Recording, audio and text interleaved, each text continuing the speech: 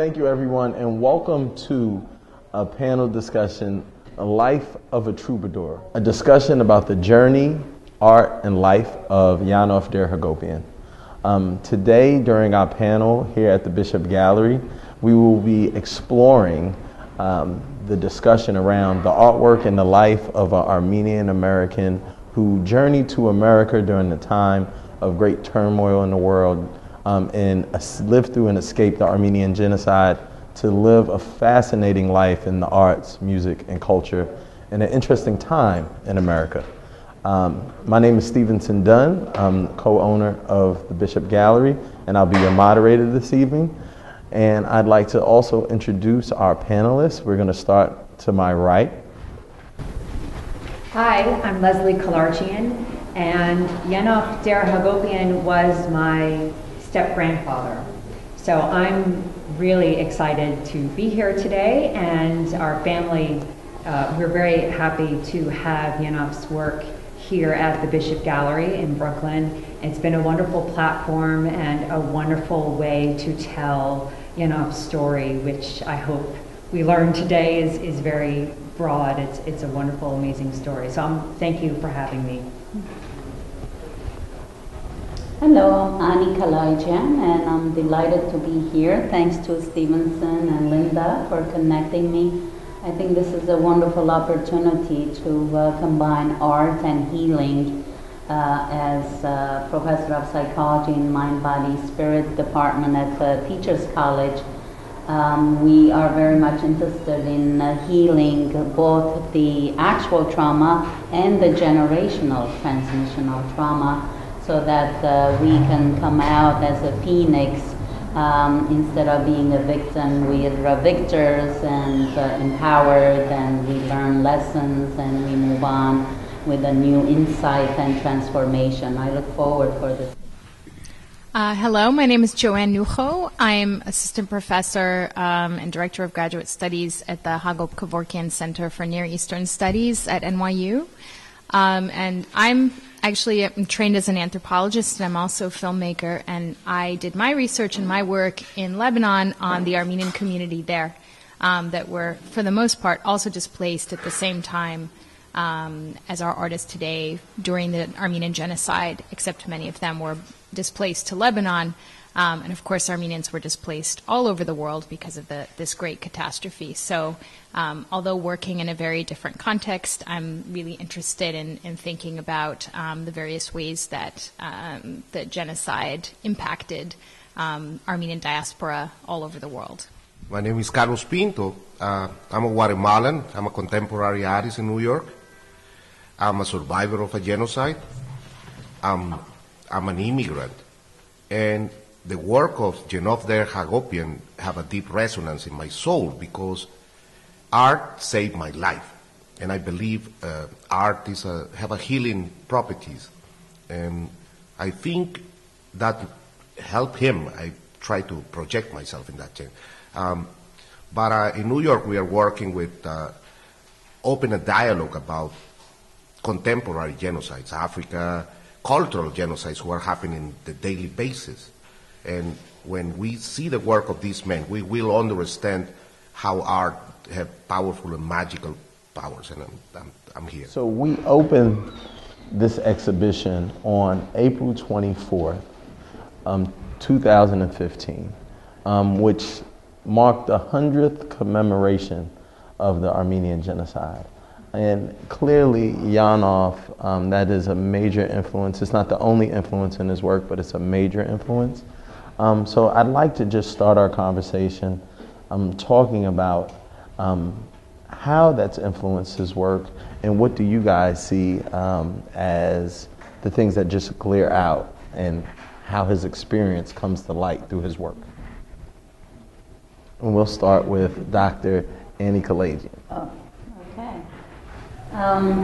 There's a lot of survivalship, symbols of survivalship and the struggle, the losing the mother in one work, and the yearning for some normalcy, the living room, reading a book, yearning for that, and the challenge between the struggle and then creating the normal immigrant life is what I see in his paintings. I agree. I think what's really interesting about the selection of artwork here at the gallery is that we have the historical pieces that are basically photographs. Yenovk was 15 years old when he fled with his family for his life. And you have images, nobody had cameras. These are images from his memory. And as a boy, it seems even more sad. And then what's wonderful is that then we transition into his life as an immigrant. And we see that very strongly in the more modern works. He also worked at a factory. He worked at the Hood Rubber factory in Watertown. Gorky got him a job there. So I love to imagine that Yenovk, as a young man working in the factory, suddenly he's working gears and there are machines there, and you see that in a lot of the work.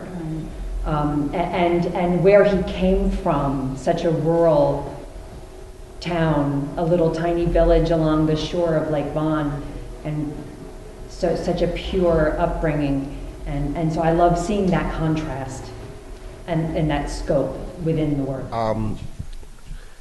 I think the revolutionary form of him work is America lost naivety.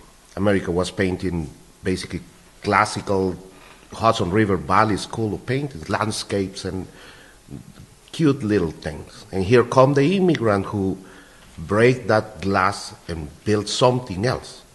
And I call him a cultural immigrant because instead to add one more seed to the new aesthetics of the country, and that's my romanticism toward him work.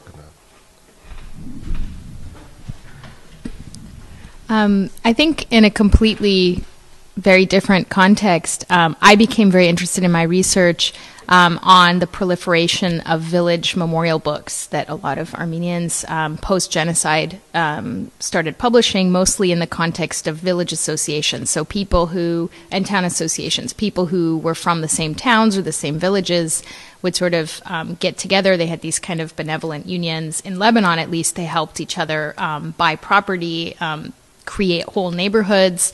But one of the things they did also was leave this lasting legacy of the memory of their towns and villages by producing these books, which contained biographical information, which had glossaries of little small dialects which have been since forgotten, which are not proper Western Armenian, which were a mix of other dialects. And they produced this kind of record, or this sort of attempt to document something that they knew they would probably never have again.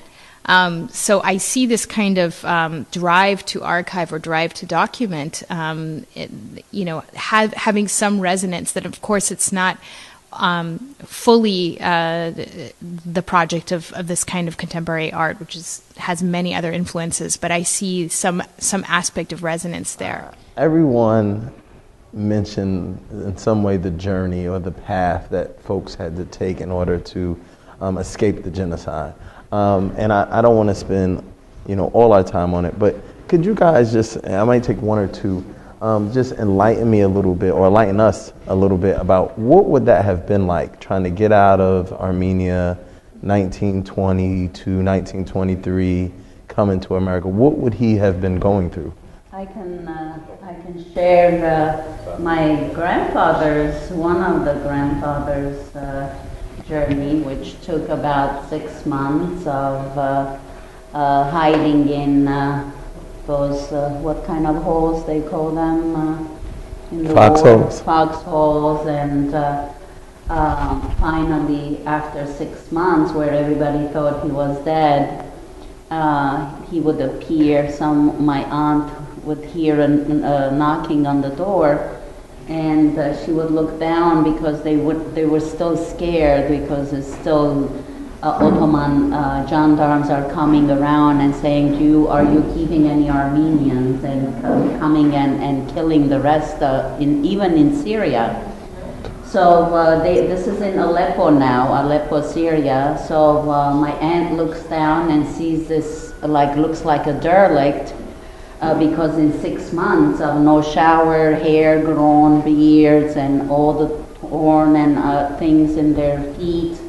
It says, oh, go, God give you blessing, go beggar, go to somewhere else, we can't house you.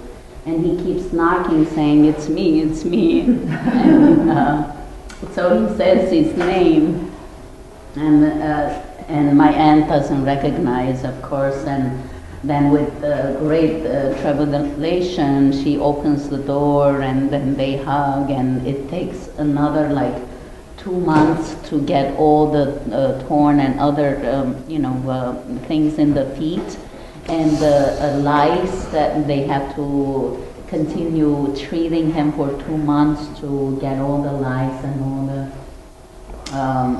elements out of the feet and get him in a kind of a normalcy. So this is just one example, and all the harassments and all the challenges walking through from Anatolia all the way to Aleppo was another, of course, a whole film in itself. Clearly it would have been a treacherous journey. It would have been hard physically, emotionally, you name it. But Joanne, Dr. Nucci, what would it have been like, on the other side? It's not like, he came over in the Byron in 1923 and then, it was all flowers and, it just everything goes back to normal. So what would it have been like for him when he arrived here? Well, it's interesting because I was doing a little bit of reading about, because I work on Lebanon, but I'm interested in kind of the diaspora experience for my kind of upcoming project. I was reading about these court cases that were taking place in the 1920s, specifically involving Armenians and also other people from the Middle East, specifically Syria, where anthropologists were being brought in to determine whether or not they could be classified as Caucasian or Oriental, right? And that had legal ramifications at the time. So there was a very famous case in 1923, I believe, in Seattle, where an Armenian immigrant brought this case that in order to own property, he had to be classified as white. And a very famous anthropologist, Franz Boas, gave expert testimony in this trial involving, at the time, what anthropologists used to do was measure skulls and, partake in this kind of almost phrenology type racial classifications based on the shape of one's head. And he said, well, basically, the way that people's heads are shaped are that way because of how they are laid down as children on sort of hard beds or not. So this was a huge innovation at the time. So in fact, he was making a kind of very anti-racist statement by not boiling it down to kind of a biological deterministic sort of idea. And yet he was instrumentalizing that in order to allow for this case to set a precedent for Armenians as to be classified as white. So just that little snapshot showed me that, just the fascinating and difficult context of immigration at the time, and also the really violent racial politics of the United States, right? And, this is a context in which someone who survived this horrific genocide is now being thrust into. It's not a neutral zone, right? The politics of race and class and non-native status must have weighed very heavily upon him in many ways, as it does for every immigrant and for everyone in the United States, in fact. So to me, it was just a fascinating snapshot of what was happening in the 1920s. You mentioned some things, and I would be remiss if I didn't run back to Carlos, because you have a personal experience with being an immigrant artist in America. Yes. And can you draw any, you're also a historian, and you know Yenovk's history very well. are there any parallels or anything where you can resonate in his story with your own? The best friend of Hagopian was Gorky. Gorky changed his name to a Russian homage to, I think, the writer. Gorky's mother died in arms of starvation, and that it's the drama. I don't think it's a parallel. I experienced. I lost friends and brothers looking for revolution in Guatemala in the 1980s, but Guatemala is still in denial. Is yes or no? They're still talking in Congress about happens or no. The same the government on Turkey don't want to accept this. The Turkish government say, we gladly accept the Armenian genocide if the United States accept the Trail of Tears as a genocide. Oh yeah, checkmate, brother. It's no parallel. There's no parallel in that. I think the Ellis Island, the romanticism of the 20s. If you see the work of these men, he's portraying black men playing Armenian instruments or women's reading. He's fighting for equality. It's the dream of the immigrants in that case. If the American dream exists, if we keep it equal, if you fight for equality. Education, art is a human right. It's not a privilege of the rich. And I like this work because of that. Because his work beside. Oh yeah, resonance. It's a horn in my soul, definitely. I'm going to swing back with my next question to Leslie, just because you're probably between you and your father are probably the most knowledgeable people close to first-hand encounters that we have in the room with us right now. So the name of our panel, just to kind of transition a little bit, is Life of the Troubadour. Yenovk himself was a troubadour, a singer. And so just to kind of bring that full circle, we also have a painting right behind Leslie, which is, I believe, the painting that Carlos was just referring to. It's also called The Troubadour. And so I want Leslie to just give us some insight to just kind of who Yenovk was as a not just an artist, as a painter, but the singer, the person, the carver, the person that we know, and how it may influence what he paints.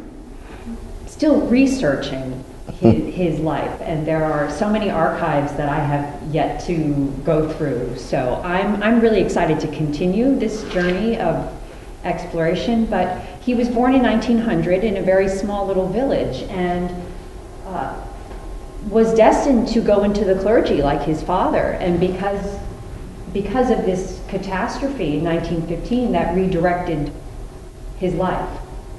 And he never studied art formally. I mean, who knows if they even had paper and pencils, but what they had were the icons of these beautiful ancient churches that he and his boyhood friends would study because they were so ornate and beautiful. And I think those images probably stayed with him.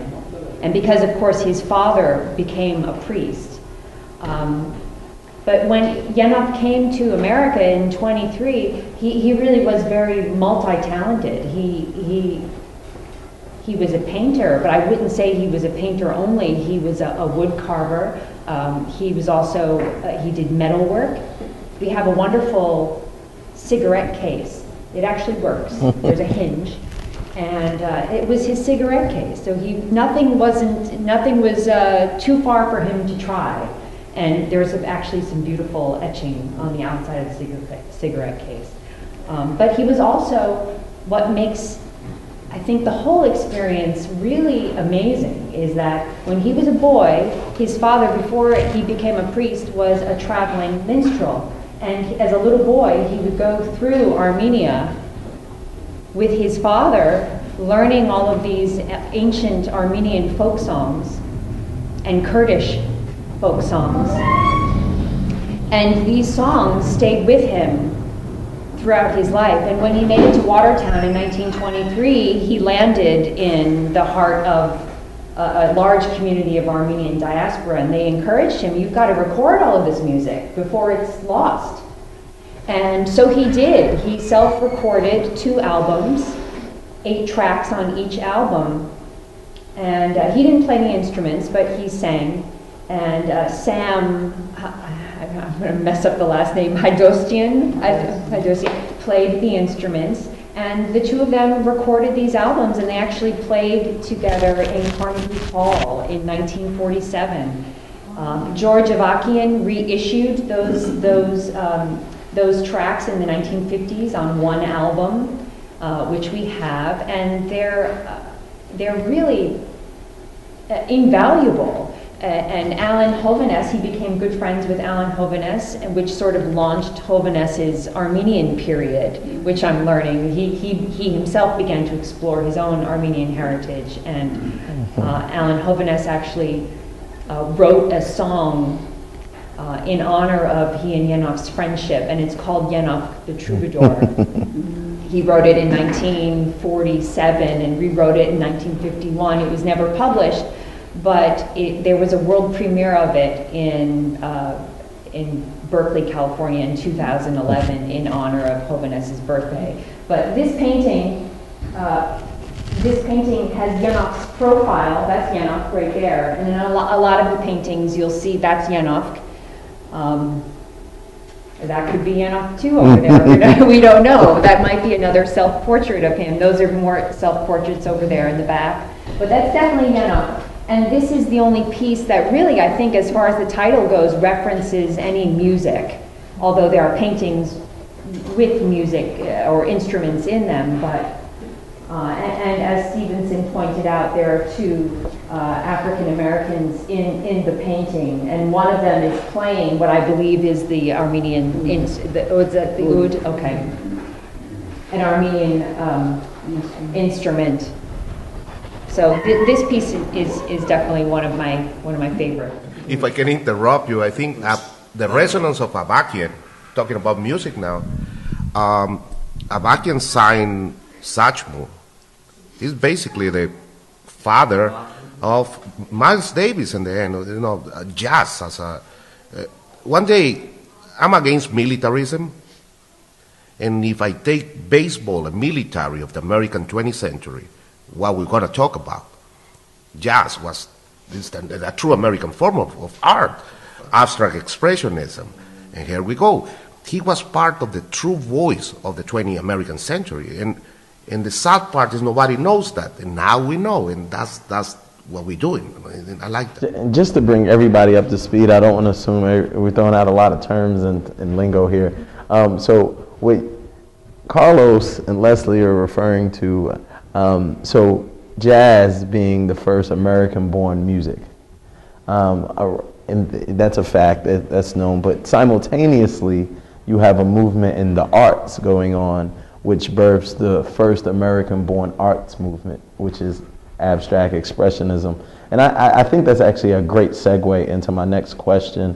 So this is clearly about Yenovk, but he has a very interesting story overall. And I think one of the most interesting parts is not that he was just friends and a confident, lifelong friends with famed artist Arshil Gorky, but not only were they lifelong friends, but we never heard about it, which makes it even more interesting to me. So I'm going to start with Carlos, and then we're just going to go straight down. But my question to you is, just what are your thoughts in terms of how his relationship with Gorky played in his influenced him as an artist, but also, kind of what his life had been different had he went. And I hate to be so directed, but it's a real question. Would his life have been different if he chose to maybe change his name and distance himself and not be as ethnocentric as he was? If we go to Gorky, one day, I think in West Village, Gorky met Jackson Pollock. And Pollock was an American artist. And he was, abstract expressionists kill themselves. They have that tendencies of suicide. And the Gorky thing, it's sad beginning. And all his life was haunted by the horrible tragedy of the genocide itself. The mother died, we all mama's babies, right? But he healed himself with the art, but he was a very fragile man. He fell in love with the wrong ones. And every time he had the heart broken, Yenovk Der Hagopian come to the picture. He was some kind of spiritual consigliere of Gorky, because he was the son of a priest, and I didn't know the younger son of a priest in the Armenian tradition became a priest itself. It's an automatic passing the torch. Thanks to Yenovk Der Hagopian, I understand the importance of Mount Ararat and the Christianism and the Noah's Ark. Hagopian create Lake Ban in Mount Ararat everywhere he lives. As somebody asked me, what about graffiti? We have a graffiti star right here in front of us. That kind of public art, WPA as a form, in an heritage form of the Mexican influence in the American Depression times and stuff like that. But this guy come to Gorky's life every time Gorky have the heart broken.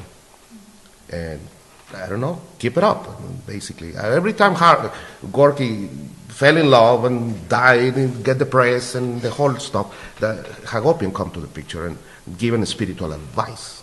That's exactly what happened. And that was the dynamic. Yeah, it was a brotherhood.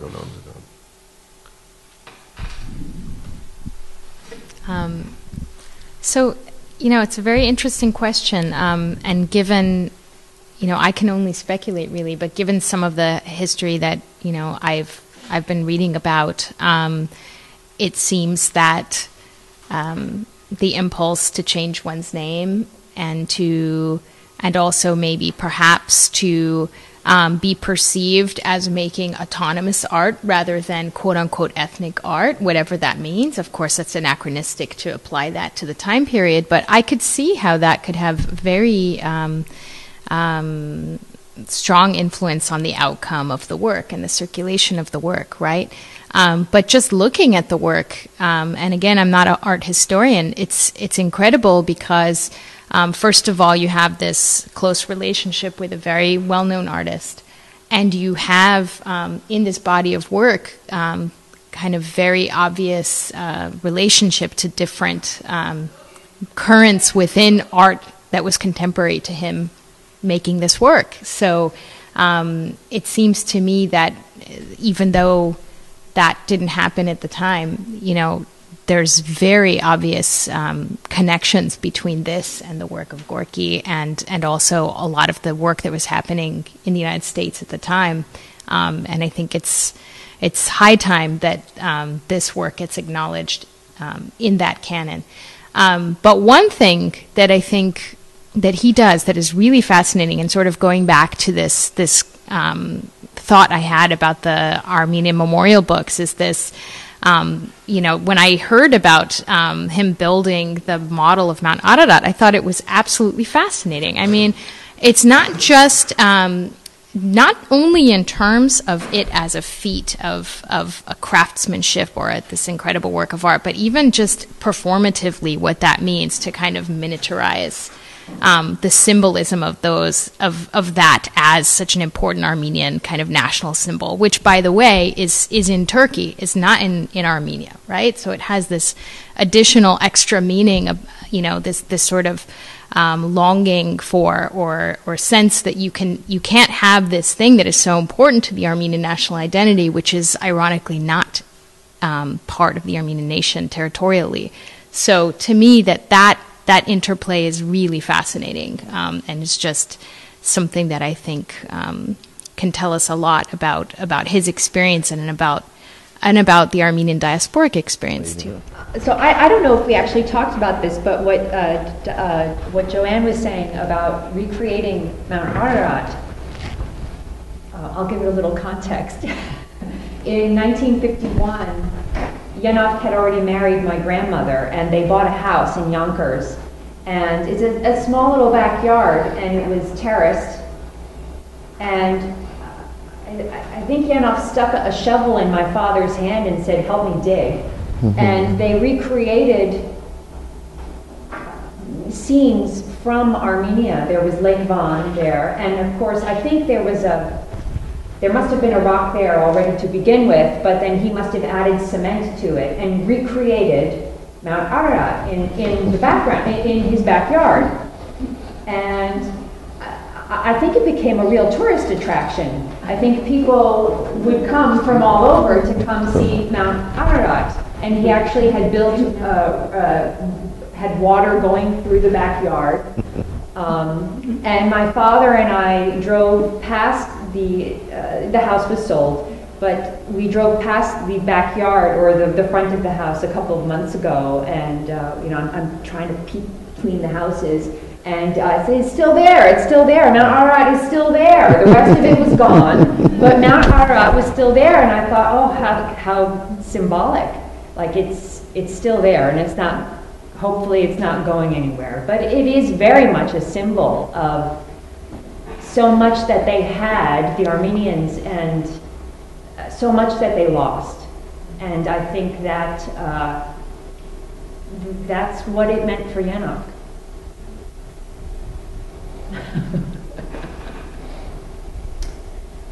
I can't help but share, we just came from Palestine and working in Israel and Palestine.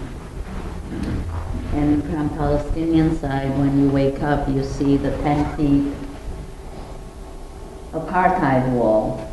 That $3.9 billion went into that wall. And it's such a point of frustration, as if you can't breathe, you know, seeing the wall as if reinforcing that you're being discriminated, you're being basically imprisoned. Although Ararat is so beautiful and gorgeous and it inspires everyone, and all the Armenian songs and poems, well, at least 70% are either about love or about Ararat or about loving Ararat.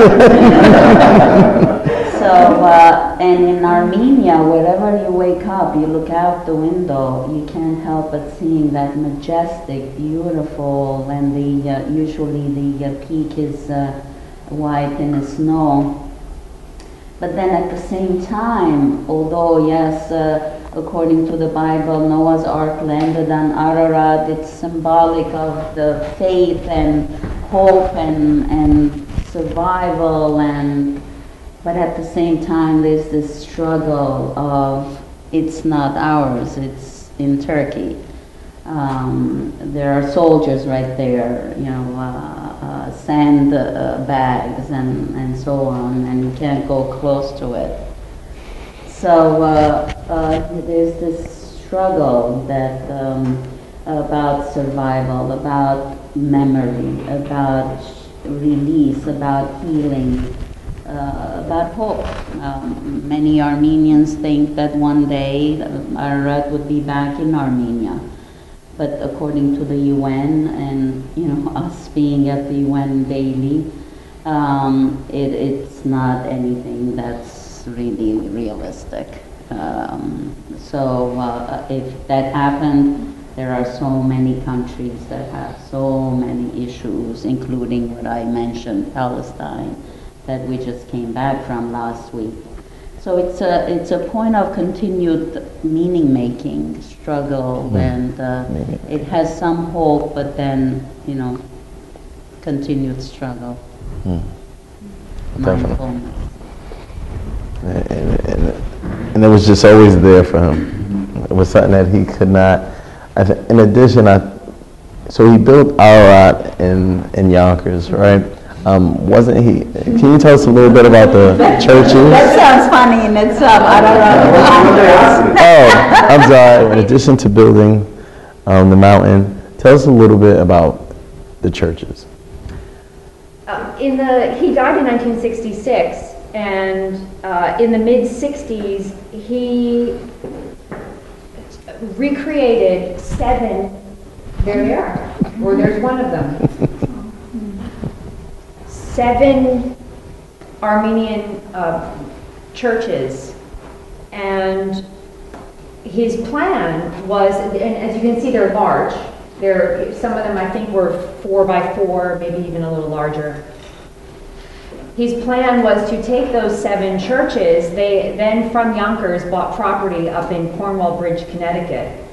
And it was, I think, a 4-acre parcel of land. And he was going to take those churches and recreate more of Armenia in the backyard with those churches. And the seventh church was the Church of the Holy Cross, which is where his father was ordained on the island of Akhtamar, which was in Lake Van. So he could see this island from his homeland. And that was the one church. He died before he could complete it. So it's, Carlos, we've talked about that a lot, but it really is sort of a circle, him coming back home and him... Call him the sun. What's that? The sun storytelling. Swimming up, right? Yeah, go die when you're born. Still go on. Yeah, but as I often think about, and maybe Dr. Plagin, you can talk about this a little bit, but I think so much about art as healing. And of course for Gorky it was, and it also maybe wasn't. But for a lot of, there were other Armenian artists, John Husian, who founded an Armenian art school, I think in Philadelphia. I think a lot of the diaspora, they found art. And through this trauma, they were able to come out on the other side. And I think that's definitely what helped Yenovk. Mm-hmm. Mm-hmm. Well, definitely, although if you study Ottoman history, you will see many of the artists, both fine arts, sculpturists, and architects, even, Tashjan's name is engraved even in the palace, in the many sultans' palaces and so on, and you will see it if you go to Istanbul. The remnants of that architecture and the music. Even our Turkish colleagues in 1945 wrote saying that there was no music at all from 1914 to 1940 because Armenians just had been expelled and killed, so there was no more composers because they were the composers. Even for Ottoman Empire, they were the ones who were creating the music. They were the ones who were the architects and the Ottoman sultans, physicians and confidants and so on. So there was that spirit before, and it was wonderful that they had that so they can continue using that to be able to heal themselves. Well, Gorky also had that, and Gorky was more traumatized and also continued engaging in volatile or kind of interpersonal relationships that were not very much in harmony with what his needs were. Unhealthy. Unhealthy, yes, to say the least. So that kind of, sometimes when we're not healed from trauma, we attract more trauma. We attract people that are not healthy for us. And that's what happened with Gorky. He kept on attracting, extreme traumatic situations. And then he also had the fire in his studio, and many different other traumas subsequently followed. And that's why the healing part is so important, because if we don't, we kind of get into that victim mentality and pour us, and that creates and attracts us to more trauma. I think Gorky was, even after death, the Armenian community didn't want to even accept the fact of suicide. Yes. And because it's a taboo in the contemporary situation, and because the traumatic experience of being a survivor in that case. I always say we are no victims, we're survivors in that case. And as an artist, I think art, in my personal experience, keep me alive. Because if I see the bad situation, and I believe in my fellow human being, and I work for that. Right. Art transcends that momentum, and when I see the work of Yenovk Der Hagopian, transcend that situation too. But you can read chronologically him experience as an American, how he transformed himself as an American, and how he came back to be an Armenian himself. My name is Steve Kalarchian.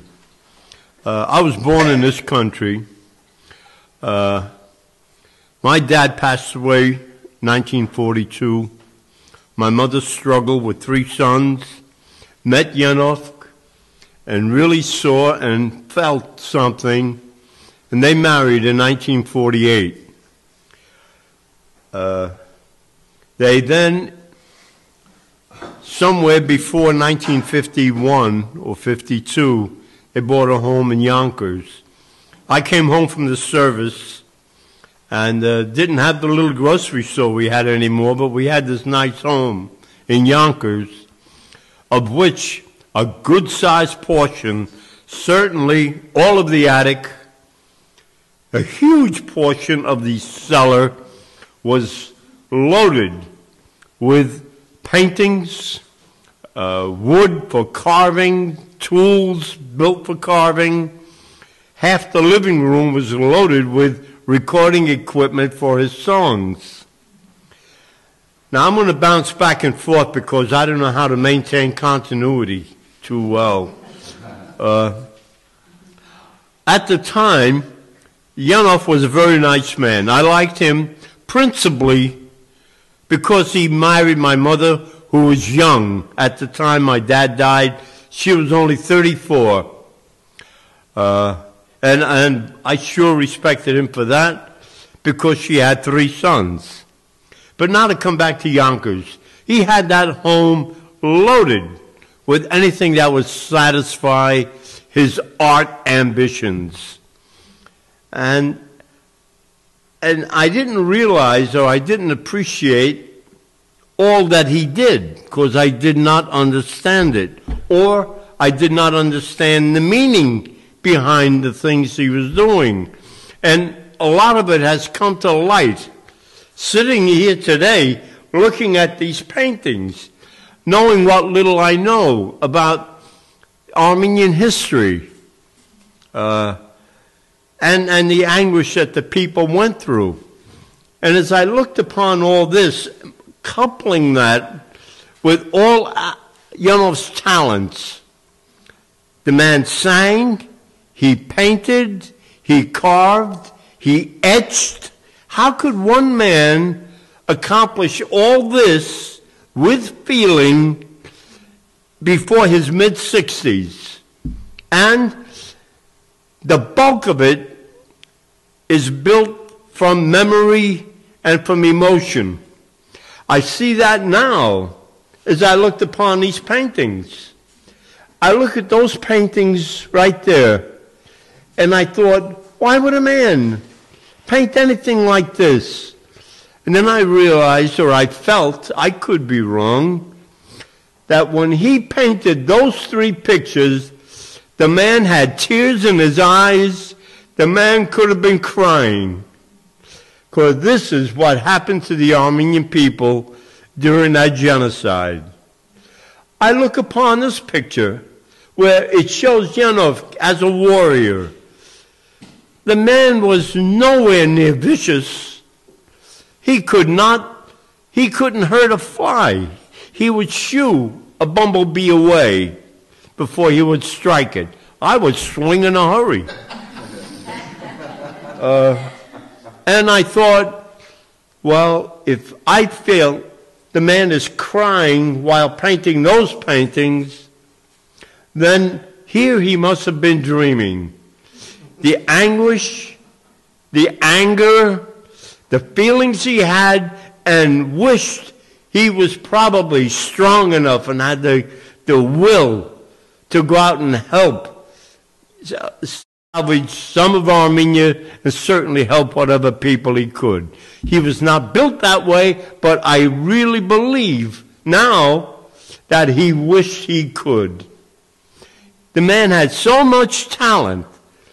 From all this, he then moved on to, or his style of painting was different.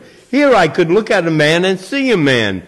I could look at something up here, and honestly, to this day, I don't know what I'm looking at. I do not. And it proves that he had a mind that could really travel through ages, going forward and going back. He didn't invent this, someone else did, but he saw it differently. With his his carvings, I appreciated his woodwork far more than I did his paintings, because it meant a little more to me. You see the chachkat in the corner. It's somewhat of a history of his family. Other carvings, if they were available, you could see that he really had to do something to that wood. I swear the man was made of wood to do the things he could do and bring out the feelings that he was able to. The man by trade was a photo engraver. He was an etcher. He knew how to handle a tool, but he knew how to handle that tool before he became an engraver. If you could see some of his metal etchings, I just don't know where you begin. I have a tool, I'll scratch. I did a lot. But the man created something. What he really did is he didn't just paint from an image he had or carve or etch. I think the man was motivated by emotion, by his feelings, and he tried to show the public what he could do. He had some assistance. I'm sure he was influenced by, I hear names like Gorky and others. I'm sure they left an impression on him, but I'm equally sure that he himself left an impression on all these men. So we could see a mixture of people in any one piece of art. And his singing, Armenian chants, he did, as was expressed a little earlier, going from community to community as a child with his father, learned all these chants, and he did in time get to record them, all of them or not, I don't know. But the man had a talent that is beyond me. I did not understand it then. I don't understand it now. And I can almost say, you know, I should be ashamed of myself, but then I never got to know the man well enough to appreciate what he was doing, why he did it, where he got the ambition, and what motivated him. If most of us had any one little thing to say that we could do that was conceived from within, I think we did a lot. Here's a man that had 4 that I'm aware of, talents. Where he got it from, well, we could guess. Background, parents, tragedy, to get thrown out of a country, or leave it so that you're able to leave it, and then try to recreate and show the people what you can do, what you left. And he tried to show us in his paintings. I don't know if I could say any more.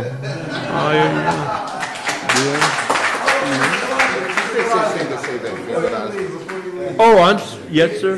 Because these are very modest. So tell us about how you helped him build these churches. Oh, I really didn't do too much.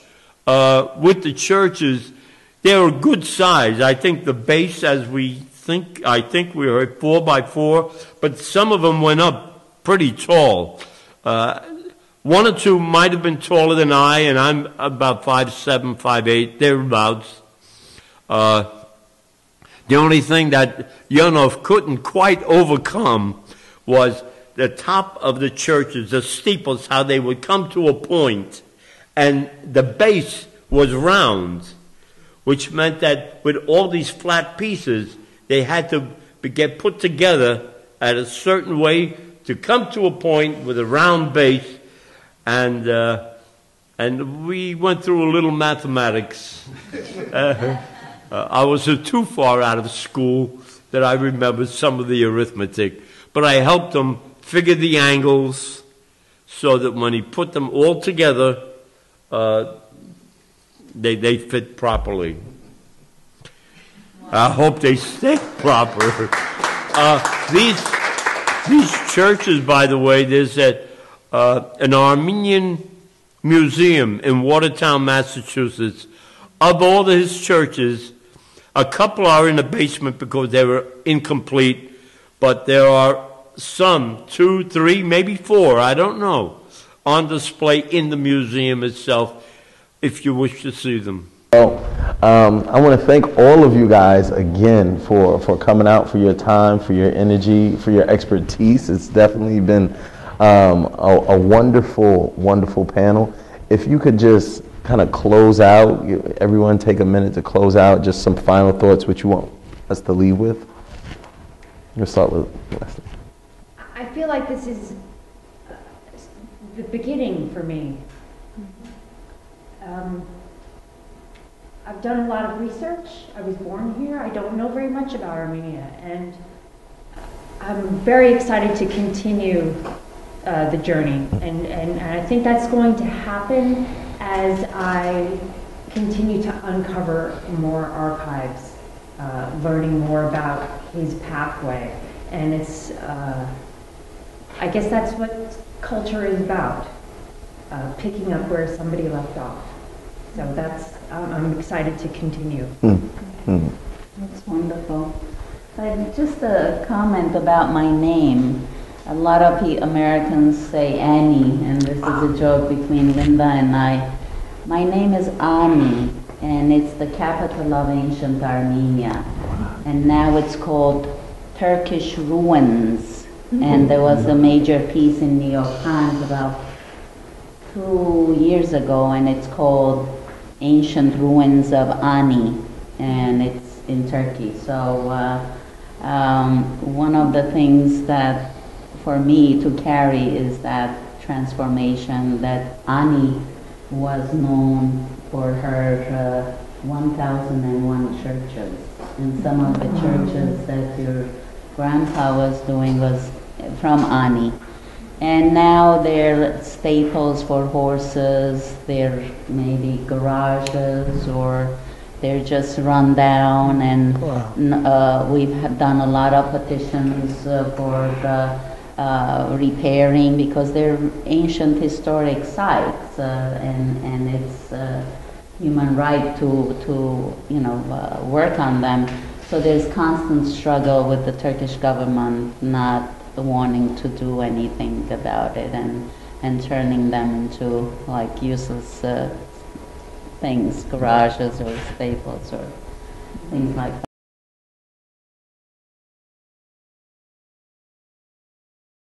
Well, it was a huge honor to be invited here today and to learn a little bit about Yenovk's work, and I'm just absolutely impressed by the breadth of his talent and his multiple skills. And it really, I find, this, what I was saying before, this kind of act of recuperation and memory to be very fascinating and moving and important. So for me, it's not just about, reclaiming his rightful role in this sort of story about American art, and the immigrant experience, but also kind of something about that we can all connect to about memory and kind of this longing for this huge, catastrophic, unimaginable loss that he experienced, and that there's this kind of active repetition of recuperation that I see in the various aspects of his work, whether it's recounting the songs from memory, these images from his mind. And the church and the Mount Ararat, it's just absolutely fascinating. So, I'm really glad that this work is being shown right now, and hopefully it really is a beginning, and it will be a beginning to display it more widely. Well, I just gonna say thank you to the Bishop Gallery and you guys coming over today, because I'm a believer of art have a power of healing, and I think art healed this man and can heal ourselves. Thank you. All right. Well, before we get out of here, just a couple of thank yous. We want to thank the audience and everyone for coming out and participating. Want to thank all of our great panelists. You guys were phenomenal. Want to thank some folks that really help behind the scenes, doing small things and large things to make this happen. I'd like to thank our guest chef and caterer, Mr. Chef Wilson Jenga. I'd like to thank a friend of the gallery, Miss Linda Cohen, for her help and behind the scenes and helping bring us together. I'd like to thank my business partner, best friend, and our founder of our gallery, Mr. Erwin John, and for all his efforts and everything, and Mr. Ernest Ford as well, and Earn Edits Media. And then, of course, Brick, our media sponsor, and Mr. Melvin Isaac, our director for the day. So thank you all for coming out.